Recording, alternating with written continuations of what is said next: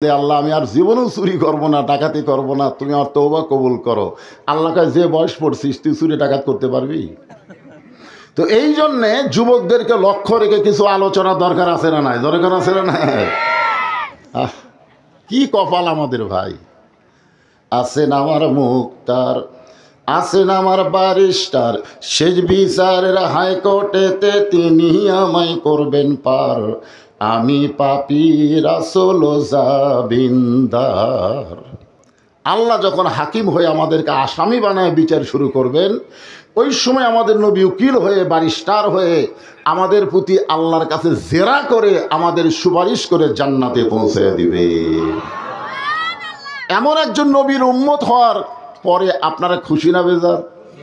তাহলে জবান খুলে আর একবার বলি আলহামদুলিল্লাহ। এখন আসেন যে কোরআন থেকে আমি আলোচনা করব, এখান থেকে একটা আয়াত আপনাদের সামনে তেলাওয়াত করেছি। ইয়া আইয়ুহাল্লাযীনা আমানুত্তাকুল্লাহা হাক্কা তুকাতিহি ওয়া লা তামুতুন্না ইল্লা ওয়া আনতুম মুসলিমুন। এখানে চারটা বিষয় আছে। জোরে কোন কয়টা? এই এদিকে তাকাও, অনেক রাত হয়ে গেছে, লম্বা ওয়াজ হবে না, একটু খুব খেয়াল করে তাকান। আল্লাহ কোরআনে বলেছেন ওয়াইজা কুরিয়াল কোরআনু ফাসতামিউ লাহু আনসিতু লাআল্লাকুম তুরহামুন। যখন কোনো কারি সাহেব কোরআন পড়বে তোমাদেরকে চুপ থেকে এটা শুনতে হবে বোঝার নিয়তে। আমি যে কথাগুলো বলবো এটা কি হইচই করা যাবে? এ কথা কার? চুপ থেকে বোঝার নিয়তে শোনা লাগবে যে হুজুর কি বলতেছে। এখানে চারটা বিষয় আলোচনা হয়েছে। এক নম্বর হলো ঈমান। যেখানে এক নম্বর কি? ঈমান পুরুষেরও দরকার, নারীরও দরকার। ঈমান পুরুষেরও দরকার, নারীদেরও দরকার, যারা মুসলমান। ঈমান না থাকলে আমাদের কোনো আমল আল্লাহর দরবারে কবুল হবে না। আপনি যতই নামাজ পড়েন, রোজা করেন, হজ করেন, যাকাত দেন, ঈমান যদি ঠিক না হয় আপনার বলেন তো এই আমল আল্লাহর দরবারে কবুল হবে? এই পৃথিবীতে তিনজন শ্রেষ্ঠ মানুষ ছিলেন। একটা হলো নবীর চাচা আবু তালেব। আপনারা তার জীবনী পড়ে দেখেন, তার মতো ভালো মানুষ দুনিয়াতে কেউ ছিল না। আপনারা বলেন তো কাফেরের নাম কোনো মুসলমান রাখে? কথা কয় না। আবু লাহাব নামে কোনো মানুষ আপনাদের রানীনগরে আছে? আবু লাহাব কথা কোন আছে? আবু জেহেল। কিন্তু আবু তালেব কি জন্যে কন্ত? আবু তালেবও কাফের, আবু লাহাবও কাফের, আবু জেহেলও কাফের। কিন্তু আবু জেহেল, আবু লাহাব নামের কোনো মুসলমান নাই, কিন্তু আবু তালেব নামের মুসলমান থাকার কারণ কি? কি কারণ জানেন আপনারা?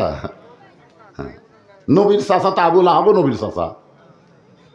একই মায়ের পেটে 6 জন, আবদুল্লাহ, আবু লাহাব, আমির হামজা, আবু তালেব, আব্বাস। এই যে নবীর চাচা একই মায়ের পেটের। তাহলে আবু লাহাব আর আবু তালেব একই মায়ের পেটের সন্তান, 2 জনই কাফের। শিশুকালে মইরা গেছে মা, গর্ভে থাকতে মরছে পিতা, নবী চোখে দেখলেন না। কে করিবে লালন পালন, কে দিবে সান্ত্বনা, এই দুনিয়ার বড় এতিম নবী ছিলেন একজনা।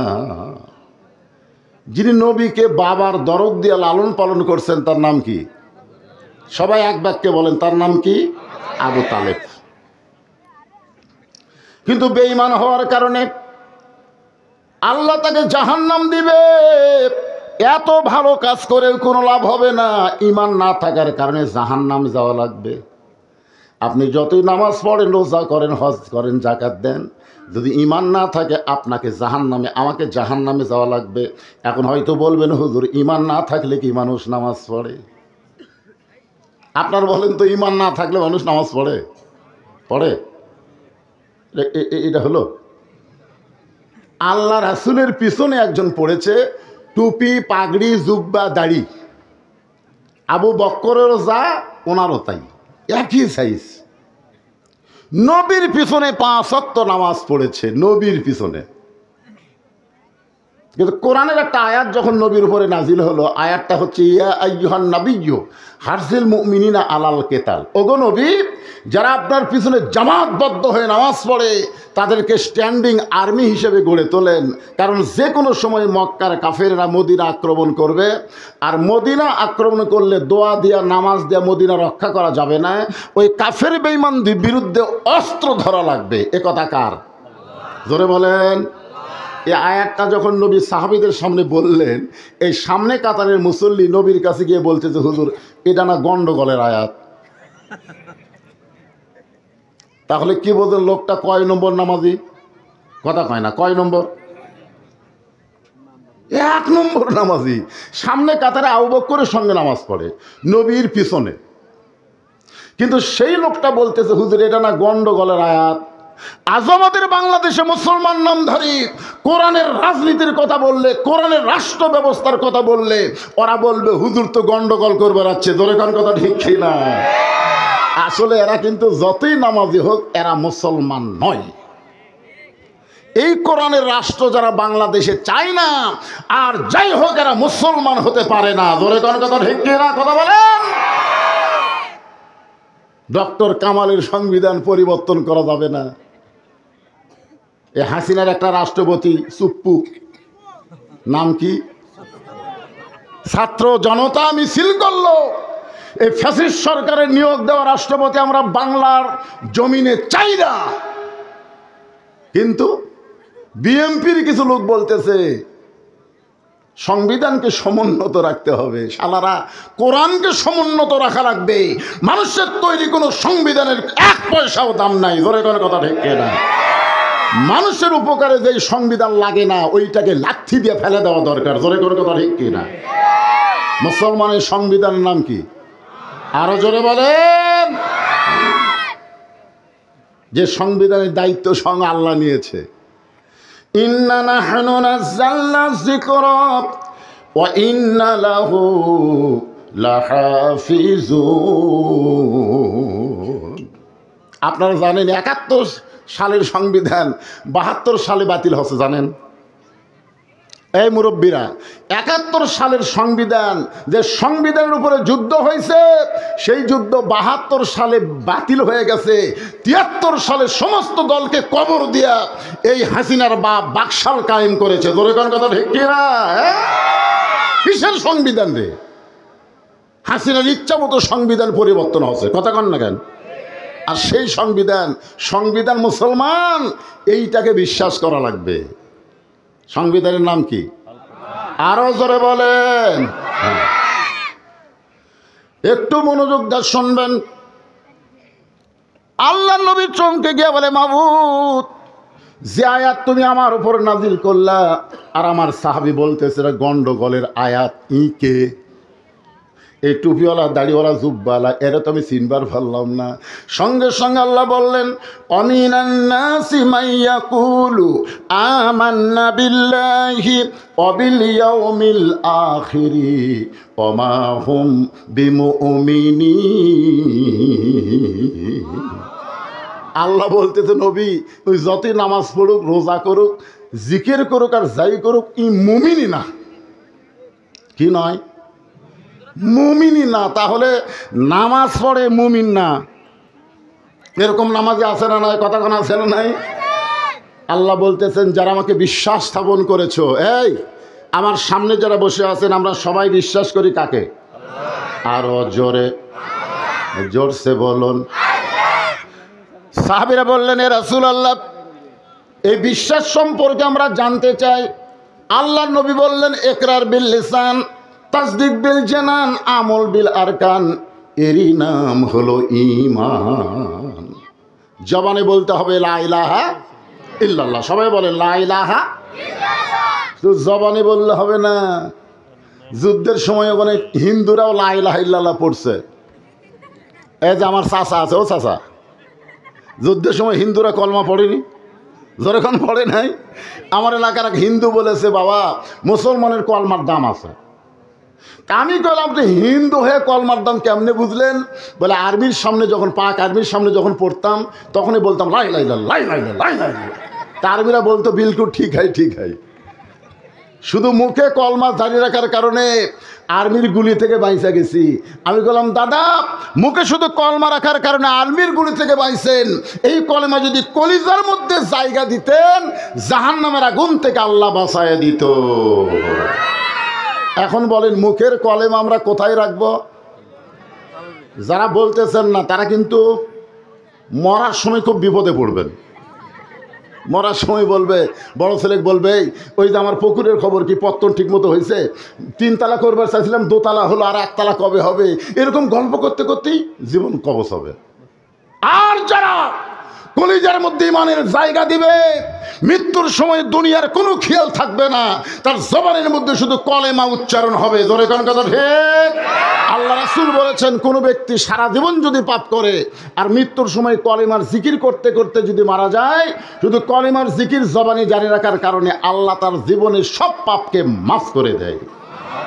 তাহলে আমরা মরার সময় কলেমা কি জবানে জারি রাখতে চাই? তাহলে তাসদীক বিল জানান, কলিজার মধ্যে কলেমার জায়গা দেওয়া লাগবে।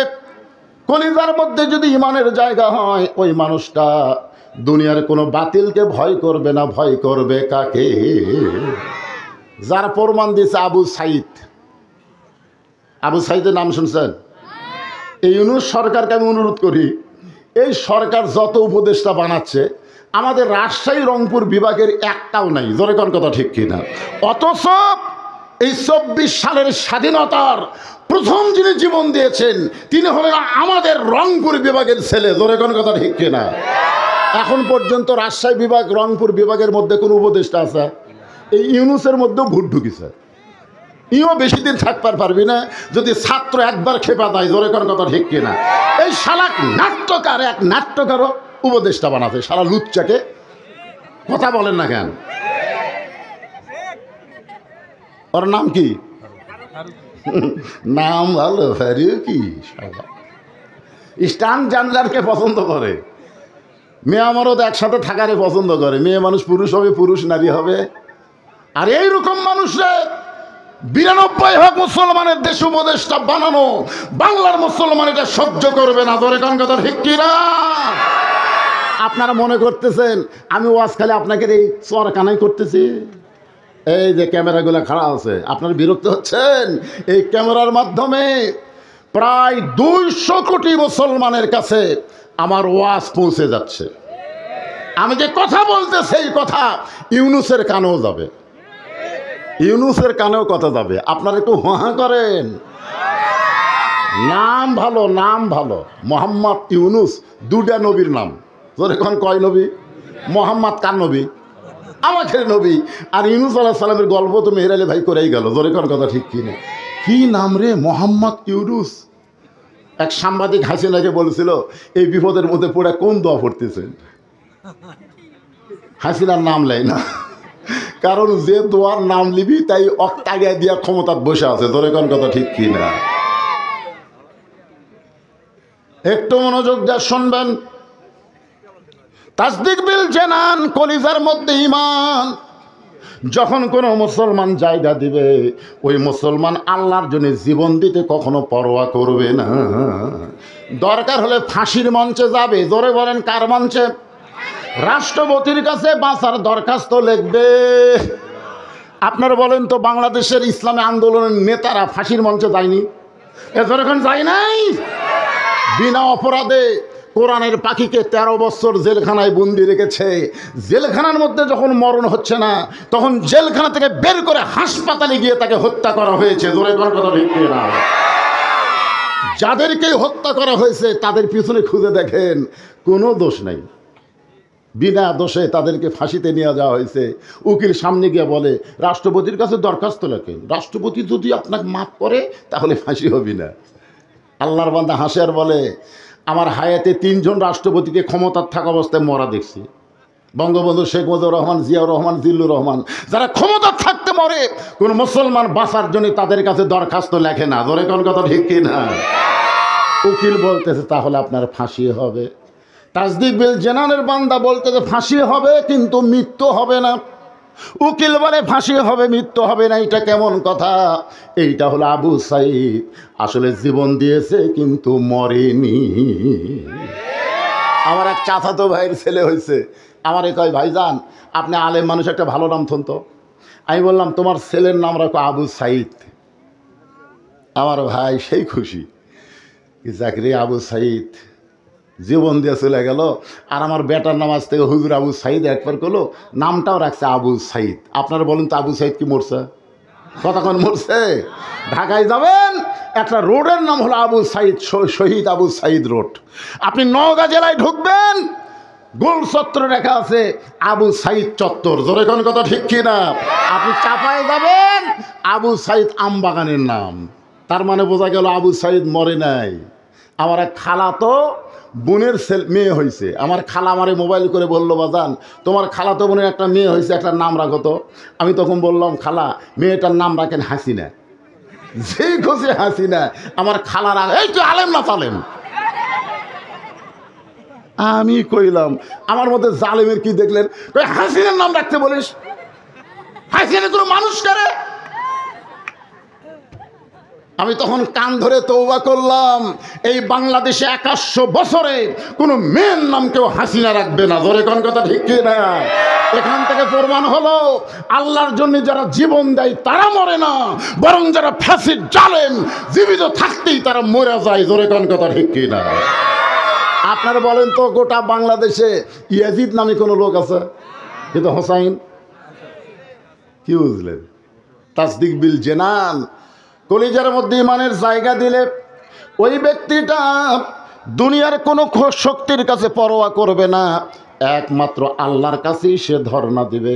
এরপরে আল্লাহ রাসূল বললেন আমল বিল আরকান, ইমান অনুযায়ী আমল করা লাগবে। আপনারা বলেন তো ইমানকে রক্ষা করতে গেলে যে আমলটা আমাদেরকে করাই লাগবে সেই আমলের নাম কি? এ ছোট বাচ্চারা আবার চিল্লাই না কে রে? কি এতক্ষণ না তোর আগেই কথা বলিস?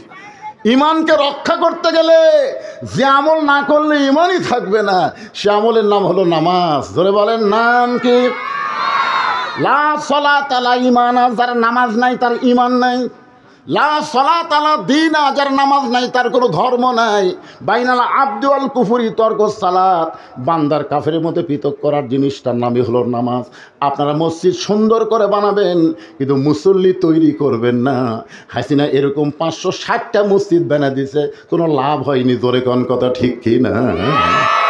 আমি নওগাঁর বদলগাছিতে ওয়াজ করতেছিলাম, তো এমপি ছিল সেলিম সাহেব। তখন আমাকে বলল হুজুর আপনি খালি আমাদের বিরুদ্ধে কন, আমাদের প্রধানমন্ত্রী 560টা মসজিদ বানিয়ে দিল, সেই কথাকে আপনার মুখত আসে না? আমি তখন বললাম এমপি সাহেব 560টা না 5 লক্ষ মসজিদ যদি প্রধানমন্ত্রী বানায় একটা সওয়াবও পাবে না। সেলিম তো চোখ খালি এরকম লাল করলো, ফিরে 5 লক্ষ মসজিদ বানালেও একটা সওয়াব নাই, এগুলো একটা সওয়াবও পাবে না। কারণ প্রধানমন্ত্রী ক্ষমতার চেয়ারে পাইয়া খালি মসজিদ বানাবে, নামাজ কায়েমের বিল যদি পাস না করে আল্লাহ ঘাড় ধরে জাহান্নামে ফেলে দিবে। জোরে কোন কথা ঠিক না? তোমাকে মসজিদ ঘন ঘন কে বানাবার কইছে? একই পাড়ার 4টে মসজিদ লাগবে কেন? এক কাতার মুসল্লি হয় না? মসজিদ বানানোর আগে মুসল্লি তৈরি করা লাগবে। জোরে কোন কথা কন না কেন? সব বুড়া থোড়া ভাঙ্গা চুরা সামনে কাতারত যায়, একটা যুবকও মসজিদ নাই।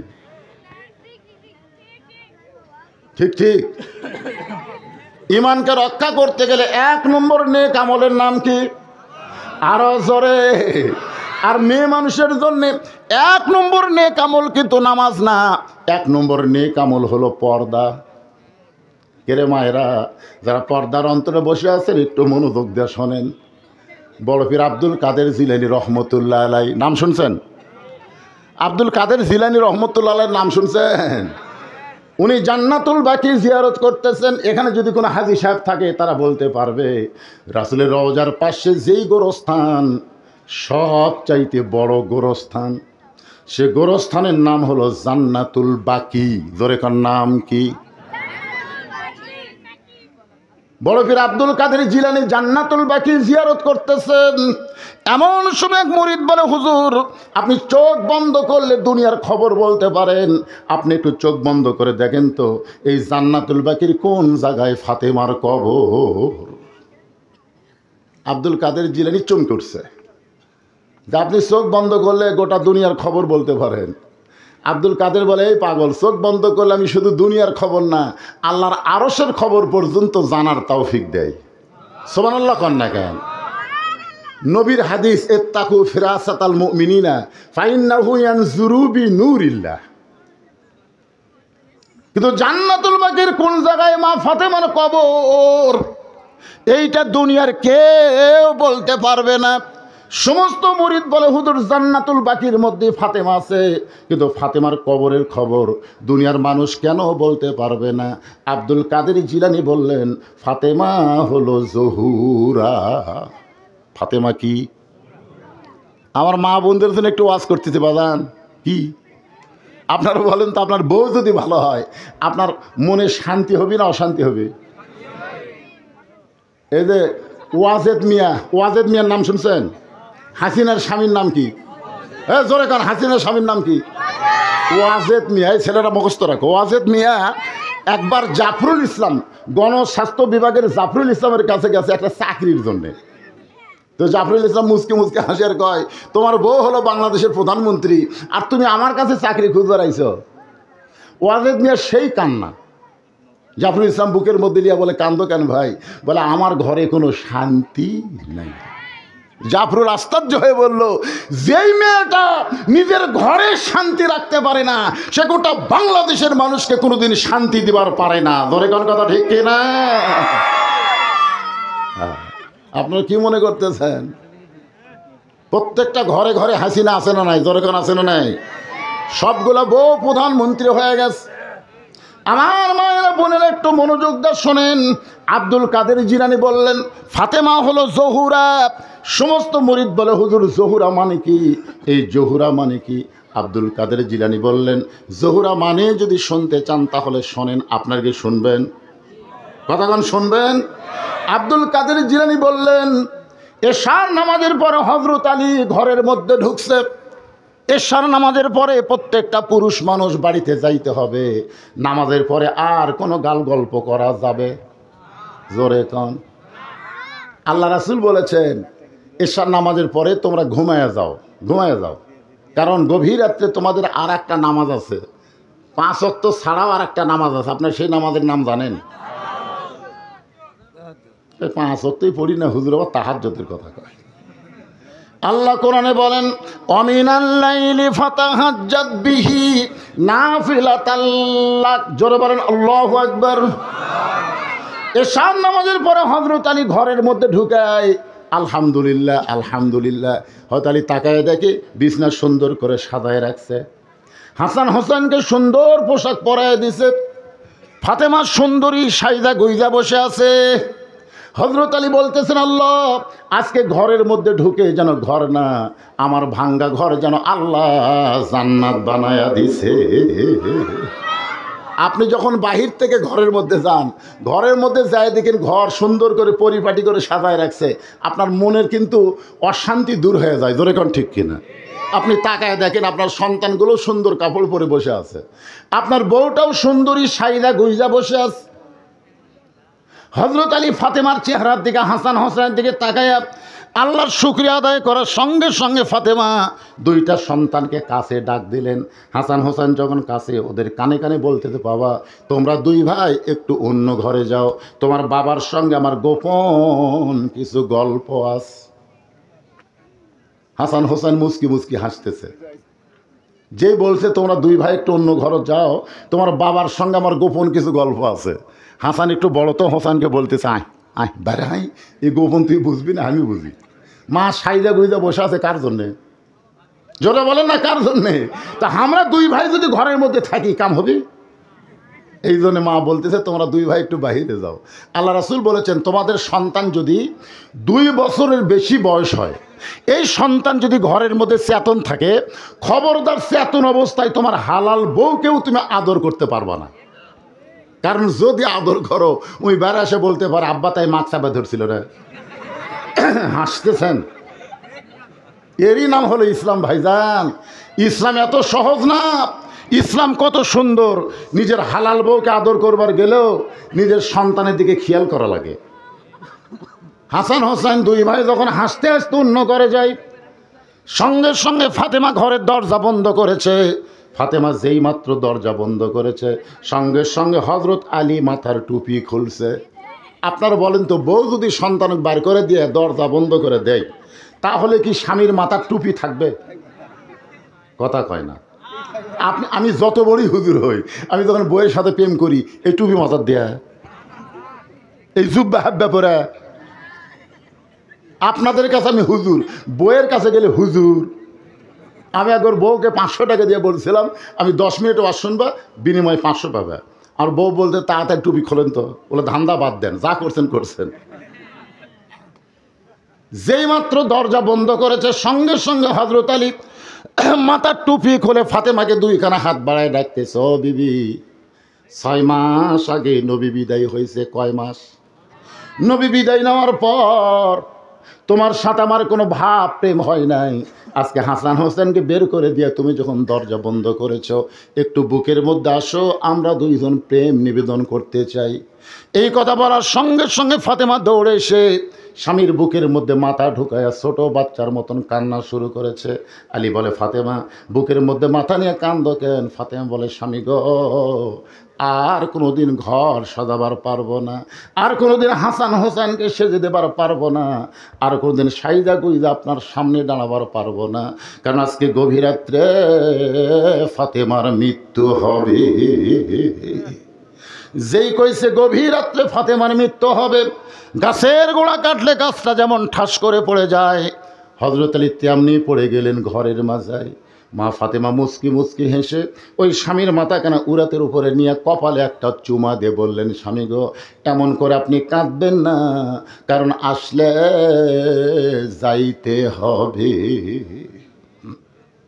যুবকেরা মনে করতেছে, না, আমার দাদা আছে, আজরাইল আসলে আমার দাদাকে ধরবি আগে। কি? তাছাড়া তোমার দাদা মসজিদে যায় আর তুমি কম্বলের মধ্যে ঘুম পাড়ো। তুমি রাত 3টা পর্যন্ত আর্জেন্টিনার খেলা দেখছো, মেসি কিভাবে গোল করে, কিভাবে কাটালিয়ে যায়, তুমি সব বলতে পারো। আর আসসালাতু খায়রুন নাম শোনার সাথে সাথে তুমি আর দুনিয়াতে নাই। আজানের আগে তুমি ছিল 3.5 হাত, আজান শুরু হলে তুমি হলো 2.5 হাত। কম্বল তুলে দিছে মাথার উপর, পাও বার হয়, পাও টানে না বুকের কাছে, বাহির থেকে দেখবেন মনে হয় চাউলের বস্তা ঢাকা থোছে। কম্বল টান দিয়ে দেখেন, কম্বলের নিচে চাউলের বস্তা না, ওর সাইজ আর সকালবেলা সাইড টিভি কুত্তার সাইজ, একই সাইজ। জোরে কোন কথা থেকে এই কথা যে আমি এটা বোন পাড়াতে বলছি, শোনেন, এই ল্যাপের তলে ওর সাইজ আর সাইড টিভি কুত্তার সাইজ, একই সাইজ। যেই বলছি 4-5টা কুত্তা দৌড়াচ্ছে বন পাড়ায়। আমি যেই ওয়াজ শুরু করি, আমি কইলাম, খেরি কুত্তা আমাকে ওয়াজ করবার দেয় না। আমি চিন্তা করলাম, কুত্তা খেপলো কেন? তখন কোরআনে একটা আয়াত আমার সামনে এসে বলতেছে, সুম্মা রাদাদনাহু আসফালা সাফিলিন, বেনামাজি বান্দা যারা, কুত্তার চাইতেও খারাপ তারা। কুত্তার সাথে এদের তুলনা করা যাবে না। আমার সঙ্গে বলবেন, বেনামাজি বান্দা যারা, সবাই বলবেন, কুত্তার চাইতেও খারাপ তারা, বেনামাজি বান্দা যারা। কিন্তু কুত্তার তওবা কবুল হবে না। বেনামাজি যদি বলে, আল্লাহ আজ থেকে ফজরের নামাজ ছাড়বো না, আল্লাহ বলে, যত নামাজ না পড়ার পাপ হয়েছে নিয়ত করার সঙ্গে সঙ্গে আমি সব মাফ করে দিলাম। তাহলে আজকে কি নিয়ত করা যায়? ইনশাল্লাহ। এশা নামাজ পড়ছিস?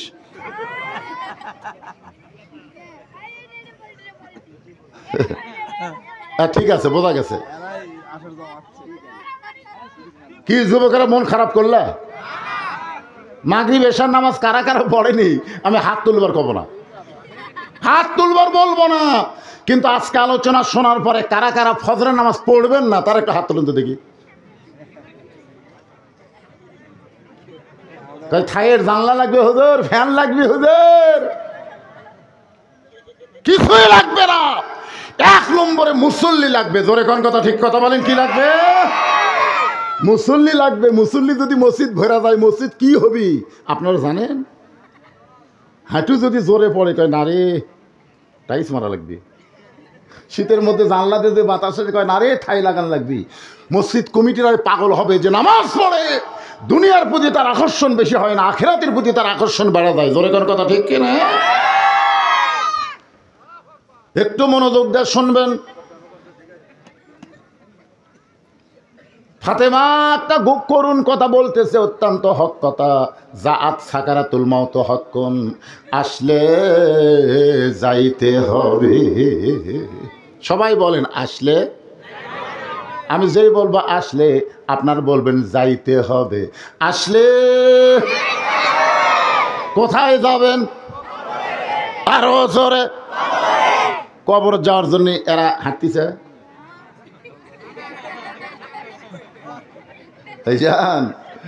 আরে আপনি যতই হাসেন, যতই 4তলা 5তলা বিল্ডিং করেন, ঘাড় কাত করে দেখতেছে। কি দেখতেছে ভাই? কয় 5তলার 4তলা হচ্ছে রড বাইর করে থুসি। আর 1তলা করলে আমার মন শান্তি। 2 কান্দর দিয়ে ফেরেশতা আল্লাহ এর কান্দর থাকবো না, এর কান্দর থাকবো না। এই শয়তানি কান্দর থেকে আমরা কি লাগবো? এই 5তলা বিল্ডিং দেখে ওই নিচতলা একবারও খেয়াল করে না। আপনার বলেন তো আমরা 5তলা না নিচতলা? 1তলা না, 1তলা না, নিচতলা। 1তলা তো তাও ভালো, কিন্তু ওরই তলে আর একটা তালা খোঁড়া লাগবে। জোরে কোন ঠিক কিনা? তাহলে আপনারা বলেন 5তলা না নিচতলা? কিন্তু যেদিন ডাক পড়িবে কবর মাঝে যাইতে, জোগাড় কিছু করছো বন্ধু তার মাঝে বিছাইতে। ওগো স্বামী, এমন করে আপনি কাঁদবেন না, কারণ আমি জানি আমার স্বামী হলো 2 দিক দিয়ে 1 নম্বর। ধরে কোন কয় নম্বর? কে বলতেছে? ফাতেমা বলতেছে আমি জানি আমার স্বামী হলো 2 দিক দিয়ে 1 নম্বর। এই দুনিয়াতে সবচাইতে জ্ঞানী হলো আমার স্বামী হযরত আলী। জোরে কোন সুবহানাল্লাহ। কিয়ামত পর্যন্ত হযরত আলীর মতন জ্ঞানী কোনো মানুষ হবে? জোরে কোন হবে? ওমর ফারুক রাখালকে উটের পিঠে দিয়া জেরুজালেমে গেছিল। জেরুজালেমের খ্রিস্টানরা মনে করছে যিনি উটের পিঠে বসে আছে তিনি হযরত ওমর। একটা চৌকি এনে উটের সঙ্গে লাগায় বলতেছে আমির আল মুমিনিন, চোখের ওপর আস্তে পা দেয়া তারপরে মাটিতে নামেন। রাখাল খালি ছোট বাচ্চার মতন কান্দে। জেরুজালেমের লোকেরা বলে আপনি কান্দেন কেন আমির আল মুমিনিন? বলে আমি তো আমির না রে পাগল, যিনি উটের রশি ধরে জমিনে দাঁড়ায় আছে তিনি হলেন হযরত ওমর। সমস্ত জেরুজালেমের খ্রিস্টানরা বলে এটা কেমনে হয়? রাখাল বলতেছে আল্লাহর কোরআন অনুযায়ী যখন রাষ্ট্র চলবে তখন এমনি সম্ভব হয়ে যায়। ধরে কোন সুবহানাল্লাহ। আপনারা দেখেননি, আমি দেখছি। বাংলাদেশের শহীদ প্রেসিডেন্ট জিয়াউর রহমান যখন বাংলাদেশের রাষ্ট্রপতি হলো, ইনি বগুড়ার 7 মাথা থেকে মহাস্থানগড় পর্যন্ত হেঁটে হেঁটে গেছেন। ডিসি, এসপি, এমপি, মন্ত্রী এরকে ডায়রিয়া হচ্ছে, এরকে ডায়রিয়া হচ্ছে। যাওয়ার সময় গোকুলের ওটি এক কৃষক আসতেছে জমির থেকে, দৌড়ে গিয়া শহীদ প্রেসিডেন্ট জিয়াউর রহমান তাকে বুকের মধ্যে নিয়ে কপালে একটা চুমা দিলেন। ডিসি, এসপি কয় হাই হাই রে, ইয়ার গাও ঘামে কি গন্ধ রে। রে দুনিয়ার থেকে যখন চলে গেলেন তার আমল নামা হলো একটা ভাঙ্গা সুটকেস, 1 টাকাও ব্যাংক ব্যালেন্স নাই। আর হাসিনা তার বোন আর ওর বেটা জয় এই রূপপুর থেকে 5,500 কোটি টাকা একটা জায়গার থেকে আরে মারিছে, এক জায়গার থেকে। আর বলে আমার কেউ নেই।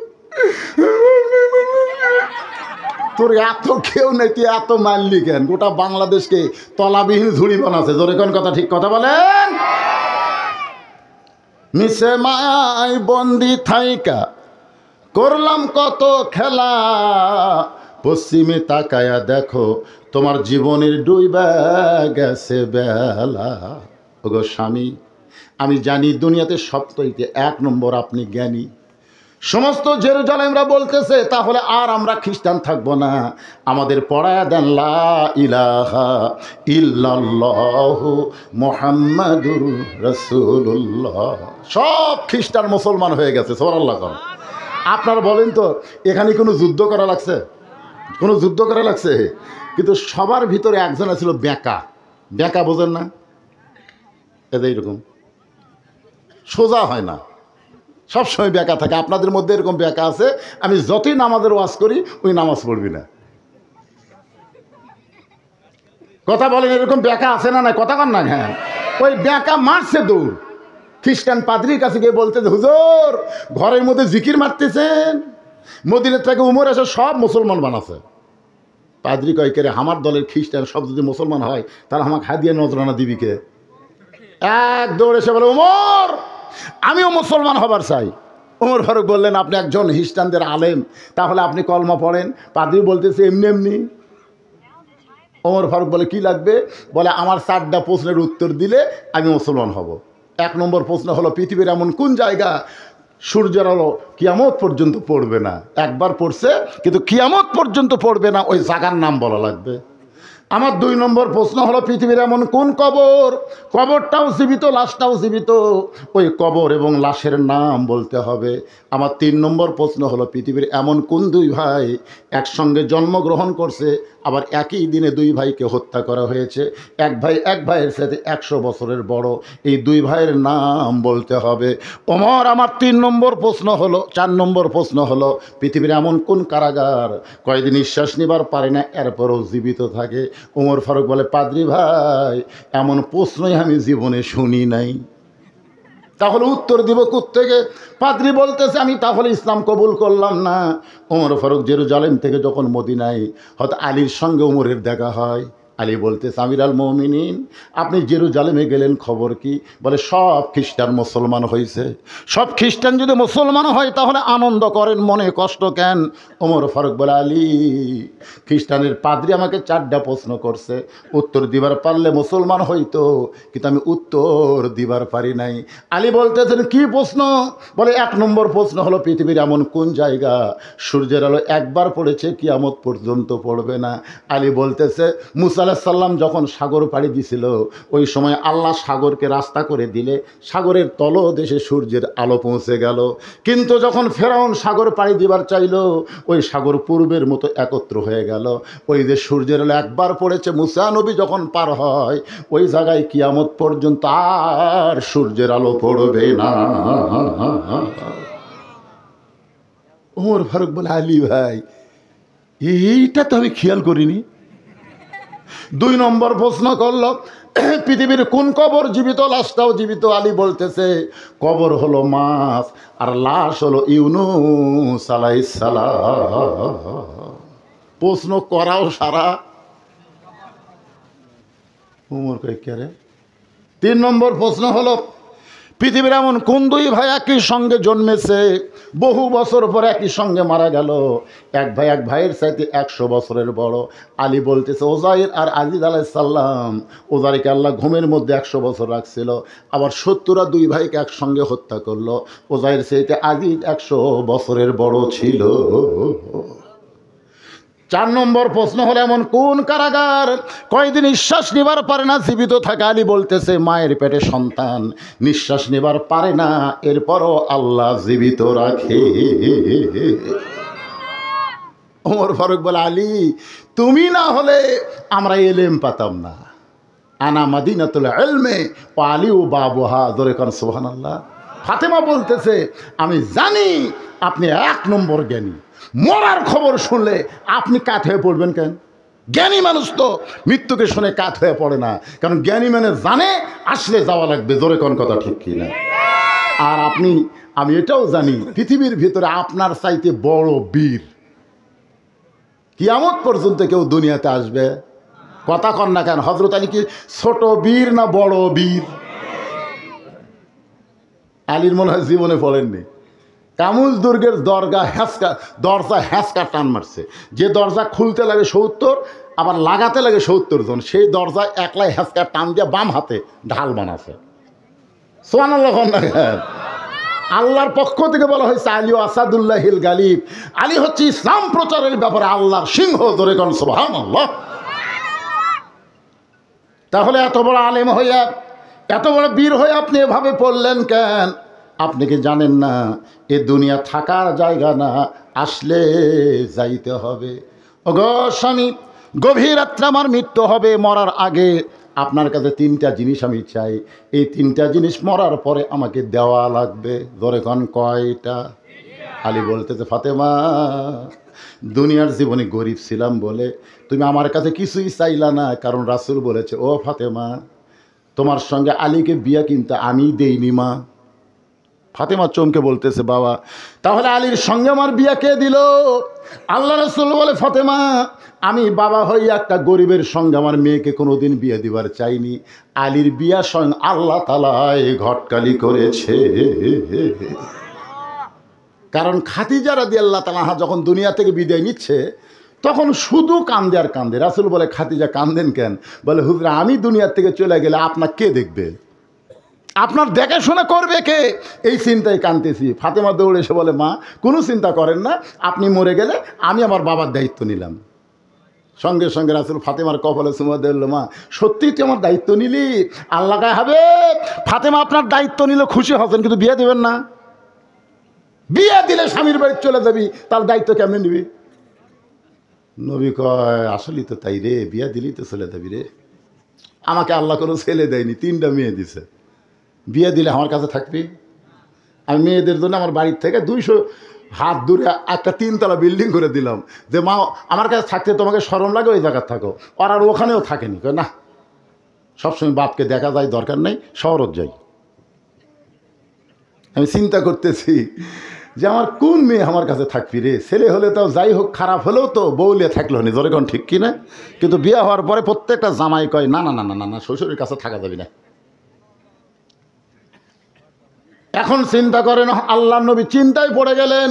এমন সময় আল্লাহ বলে, হাবিব, আপনি হলেন হাবিবুল্লাহ, আপনি যা চাবেন আমি আল্লাহ তাই কবুল করব।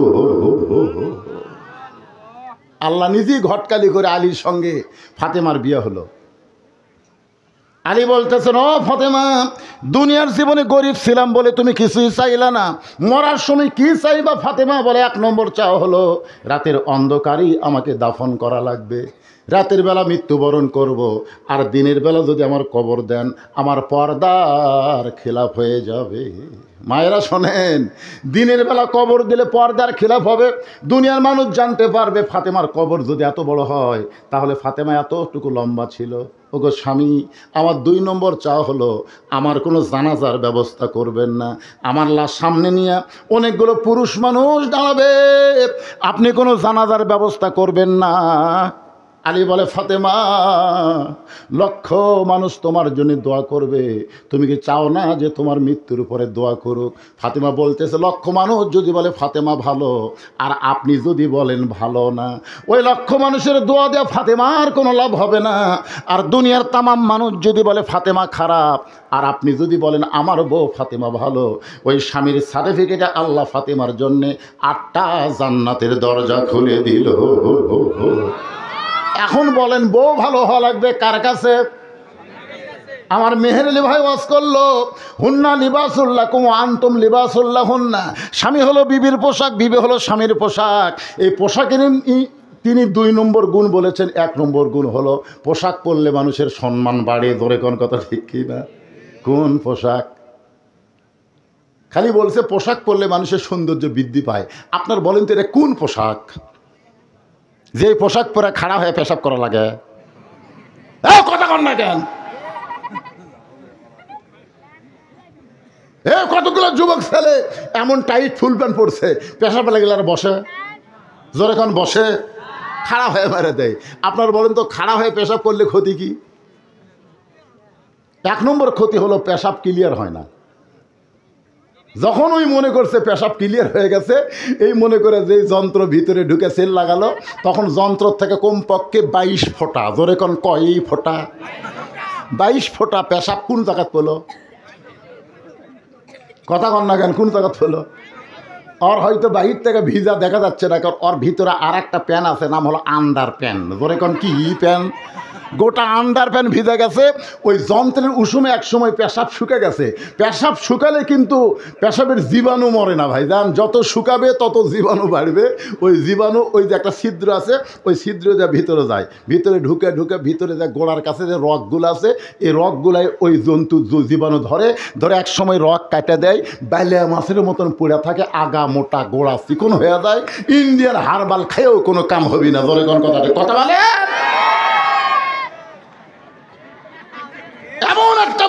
পরে যে ফুল প্যান্ট পরলে সামনে টোপলা বোঝা যায়, জোরে কোন কথা কন না কেন, পিছনে কামরাঙ্গার মতো দাগ দেখা যায়। পোশাক পরলেই সম্মান বাড়ে না, অনেক পোশাক পরলে মানুষকে আল্লাহর ফেরেশতারা লাঞ্ছনা দেয়, গঞ্জনা দেয়, অভিশাপ দেয়। লিবাসুত তাকওয়া বলা লাগতো, আমার মেহেরলি ভাইকে বলা লাগতো লিবাসুত তাকওয়া। সব পোশাক না, যেই পোশাক পরলে আল্লাহর ভয় অন্তরে আসে, যেই পোশাক পরলে মসজিদে ঢোকা যায়, সিনেমা হলে ঢুকতে জনগণ বাধা দেয়। আপনারা বলেন তো, আমার এই পোশাক পরে আমি মসজিদে ঢুকতে পারবো না? কথা কন না কেন, পারবো কি পারবো না? এই পোশাক পরে যদি সিনেমা হলে ঢুকতে চাই, যারা সিনেমা দেখতেছে তাদেরকে, হুজুর হুজুর আপনি মনে হয় ঘর ভুল করছেন, হুজুর টুপি মাথার দিয়ে এক হাঁটু দাঁড়িয়ে নিয়ে যুগ ব্যাপার আপনি কোথায় ঢুকতেছেন? আমি যদি বলি ভাই আমি হুমায়ুন ফরিদি এটিএম সাজুজ্জামান হইয়া একটু সিনেমা দেখবার চাই, জনগণ বলবে দাড়ি তাহলে বাঁধেন, দাড়ি বাঁধেন, দাড়ি ভালো করে বাঁধেন আর টুপি খোলা পকেটে থন, হাব্বে জুব্বে দাঁড়িয়ে নিয়ে সিনেমা দেখতেন। যারা সিনেমা দেখে তারাও পর্যন্ত বিশ্বাস করে এই পোশাক হলো নবীর সুন্নাতের পোশাক, লিবাসুত তাকওয়া। ধরে কোন কথা ঠিক না? আর একটা মেহের আলী ভাই বললেন পোশাকের আর একটা গুণ হলো ঢাকা থোয়া। ধরে কোন কি থোয়া? উনি ঢাকা থোয়াতে বুঝাইলেন স্বামীর দোষ বউ ঢাকবে আর বইয়ের দোষ স্বামী ঢাকবে। আপনারা বলেন তো, কোনো পুরুষ মানুষ বইয়ের কোনো দোষের কথা কয়? কথা কয় না। কিন্তু মেয়ে মানুষ খালি 4টা মেয়ে যে ওয়াজ শুনতে রাখছে, যাই দেখেন খালি ওয়াজ শুনতে রাখছে, ভাবি ভাবি কি খবর? মানে স্বামীর যত দোষ আছে মেয়ে মানুষ একত্র সব দোষ প্রকাশ করে দেয়। জোরে কোন কথা ঠিক কিনা? মায়েরা শোনেন, আল্লাহ নবী বলেছেন আল্লাহর পরে কাউকে যদি সেজদা দেওয়ার হুকুম থাকতো তাহলে প্রত্যেকটা বউকে বলতাম স্বামীর পায়ে সেজদা কর। আর রেজালু কাওয়ামুন আলান নিসা। ভাগ্য খারাপ, অনেক বছর ধরে আমরা মরদ মানুষের শাসন পাইনি। জোরে কোন ঠিক কিনা? কথা কন না। ভাগ্য খারাপ, আগামীতে আর মেয়ে মানুষের শাসন চলবি না, কারণ বেগম খালেদা জিয়া অসুস্থ, দুর্বল, প্রধানমন্ত্রী হওয়ার কোনো চান্স। আর বিএনপি যদি ফেল করে ভাই, তাহলে টুপিওয়ালার বাংলাদেশ। জোরে কোন ঠিক কিনা?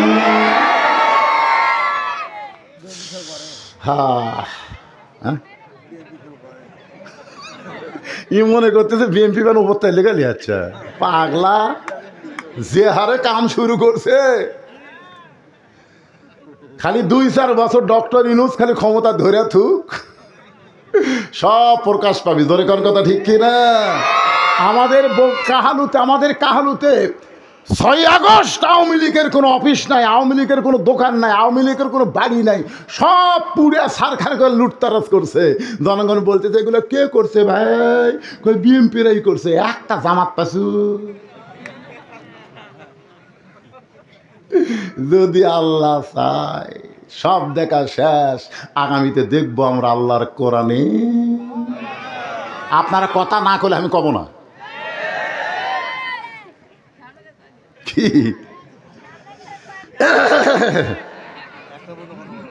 তারিখ পরিবর্তন হয়ে গেছে রে, আমি কেউ আজ শেষ করতেছি। আপনারা বসে থাকবেন আর আপনার বসে থেকে আমি উঠে চলে যাবো।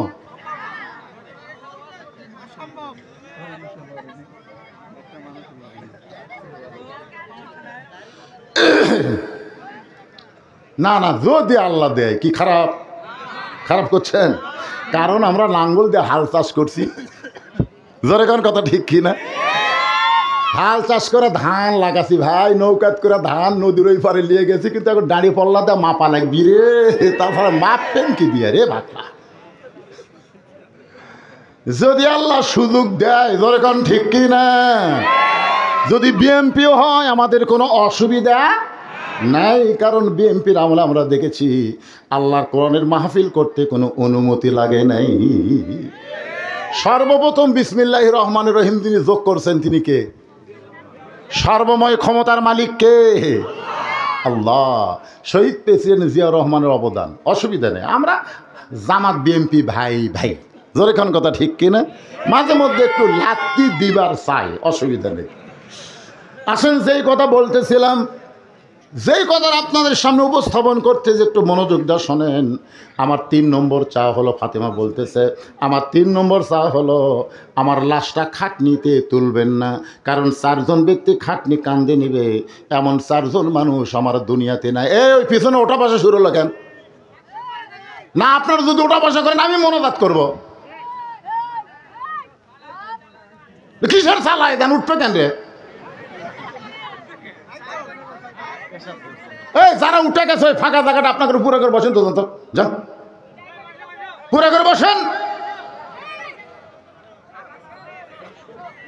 জোর করে আমি আপনাদের ওয়াজ শোনাবো না, কিন্তু যে কথাটা ধরছি জহুরা মানে কি আমার মাইদের শোনান লাগবে।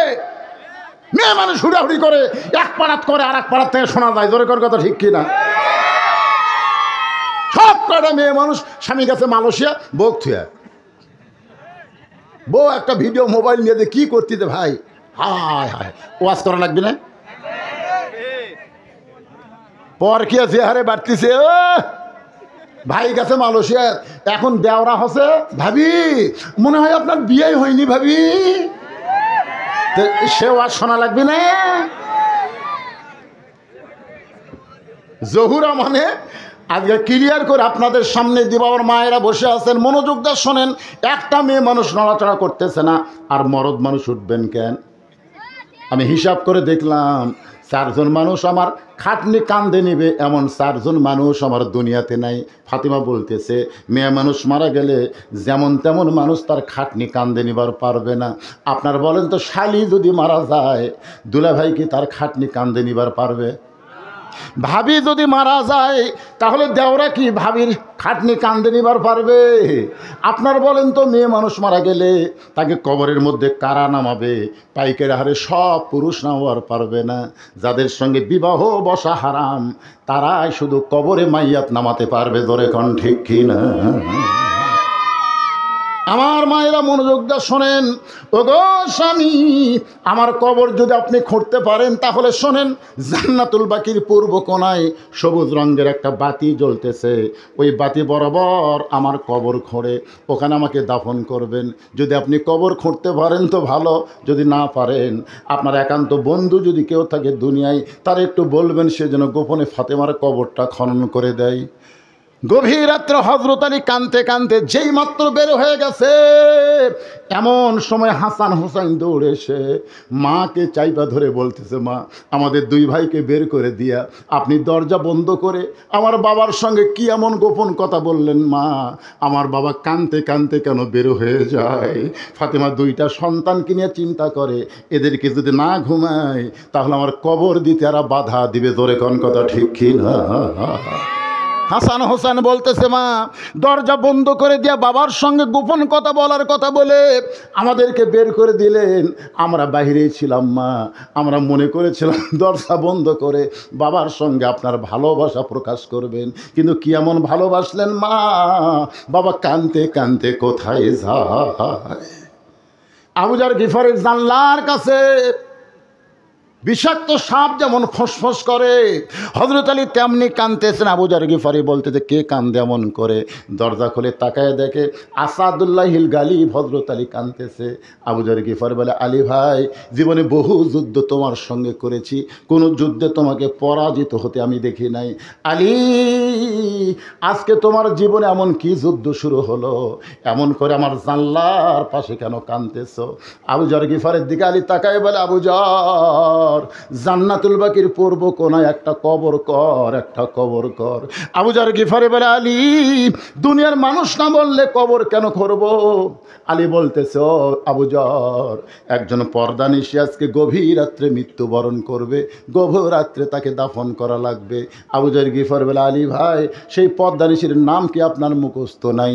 আলী বলতেছে, 6 মাস আগে আমার হাসান হোসেন নানা হারাইছে, আজকে গভীর রাত্রে আবার মা হারাবে। 6 মাস আগে কে হারাছে? জোরে বলেন, কি হারাছে? নানা হারাইছে। আজকে গভীর রাত্রে মা হারা হবে। আবু যর বলতেছে তোমার হাসান হোসেনকে তাহলে কে সামাল দিবে? আলী বলতেছে আবু যর পরের কথা পরে চিন্তা করা যাবে, যা একটা কবর কর। কান্দে কোদাল না আবু যর গিফারি গভীর রাত্রে ওই জান্নাতুল বাকির পূর্ব কোনায় গিয়া দেখে একটা বাতি জ্বলতেছে, যেই বাতির কোনো তার নাই, যেই বাতির কোনো সুইচ নাই, বিনা সুইচে বিনা তারে আল্লাহ অটোমেটিক জ্বালায়া দিছে। আবু যর গিফারি লক্ষ্য করে দেখে বাতির আলো গোলাকার হয়ে পড়ে নাই, চার কোনা কবরের মতন পড়েছে। ওই আলোর মধ্যে কোদাল দিয়ে কবর খুঁড়তে খুঁড়তে আবু যর গিফারি বলে, রে কবর, তুই কি বলতে পারিস দিনের বেলা কবর না করে এই রাতের অন্ধকারে কেন কবর খুঁড়তে আসলাম? কবর রে, তুই কি জানিস আজকে তোর মধ্যে কাকে দাফন করা হবে? এ কবর, আল্লাহ নবীর কলিজার টুকরা ফাতেমাকে দাফন করা হবে। এ কবর, খবরদার বেয়াদবি করিস না, তোর মধ্যে এমন একজন মহিষী নারীকে রাখা হবে যার দুইটা সন্তান জান্নাতি যুবকদের সর্দার হবে। রে কবর, বেয়াদবি করিস না, এমন একজন স্বামীর বউ যেই স্বামী আসাদুল্লাহ হিল গালিব ফাতেমা তার বিবি, কবরদার কবর, বেয়াদবি করিস না, বেয়াদবি করিস না।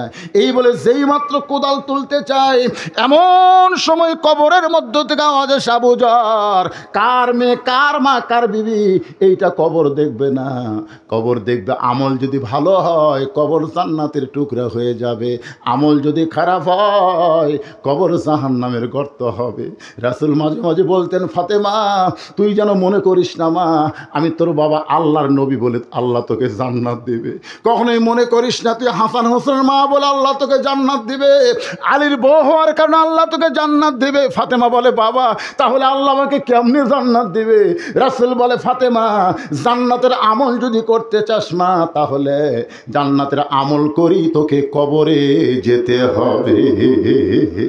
ফাতেমা বলে, বাবা মেয়েদের জান্নাতের আমল কি বাবা শুনতে চাই। রাসূল বলে, ফাতেমা 1 নম্বর হলো পর্দা, 2 নম্বর হলো স্বামীর কথা মতো চলা, 3 নম্বর হলো রমজান মাসে রোজা রাখা, আর 4 নম্বর হলো আল্লাহর 5 ওয়াক্ত নামাজ আদায় করা। এই 4টি আমল যদি করতে পারো ফাতেমা, আল্লাহ তোমার জন্যে 8টা জান্নাতের দরজা খুলে দিবে। কবরের ভিতর থেকে এমন শব্দ শোনার পরে আবু যর গিফারি আর কোদাল মারতে পারে নাই, কবর ছেড়ে পালায় গেছে। গভীর রাত্রে হযরত আলী ফাতেমাকে কান্দে করে ওই জান্নাতুল বাকির পূর্ব কোনায় সবুজ রঙের বাতি বরাবর গিয়ে দেখে অর্ধেক কবর খনন হয়েছে, পুরা কবর খনন হয় নাই। আপনারা বলেন তো, আমরা পুরুষ মানুষকে কবর দেই নাভি পর্যন্ত খুনলেই কিন্তু কবর হয়ে যায়, কিন্তু মেয়েদেরকে যদি কবর দেই তাহলে কিন্তু নাভি পর্যন্ত খুনলে হবে না, এটা ছাতি পর্যন্ত, বুক পর্যন্ত খোঁড়া লাগবে। ধরে কোন ঠিক কি না? আচ্ছা, আপনাকে এলাকায় মেয়ে মানুষের কবর আপনারা দেখেননি? কোন পর্যন্ত? বুক পর্যন্ত, আর পুরুষের হলো নাভি পর্যন্ত। মেয়ে মানুষ মারা গেলে কয় কাপড়, আর পুরুষ মানুষ হিজরা। হ্যাঁ, আপনাকে রানীনগর কোনো হিজরা মরেনি?